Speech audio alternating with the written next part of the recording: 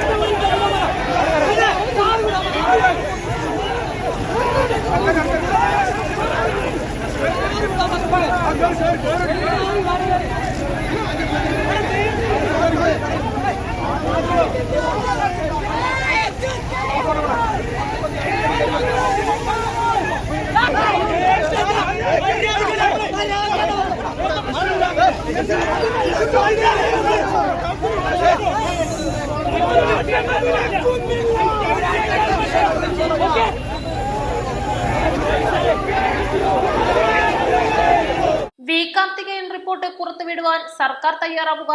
ഇടതുപക്ഷ അനുകൂല RDD ഓഫീസറെ കമ്മീഷനിൽ നിയോഗിച്ചത് വഴി കമ്മീഷന്റെ സുതാര്യത ചോദ്യം ചെയ്യപ്പെടുന്നു. പുതിയ 2 അംഗ കമ്മീഷന്റെ റിപ്പോർട്ട് പുറത്തുവരുമെന്ന് ഉറപ്പുവരുത്തുക.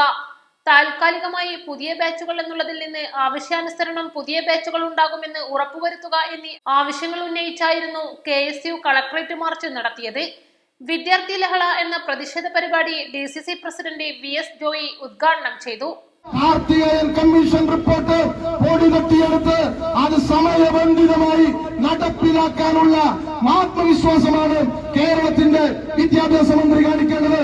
ഞങ്ങൾ പറയുന്നു, പുതിയ കമ്മീഷൻ വന്നു മലപ്പുറത്ത് RDDയോട്.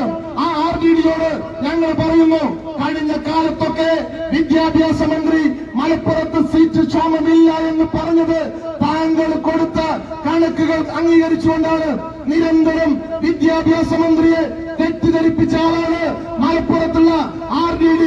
അദ്ദേഹത്തെയാണ് കമ്മീഷനായി വെച്ചത്.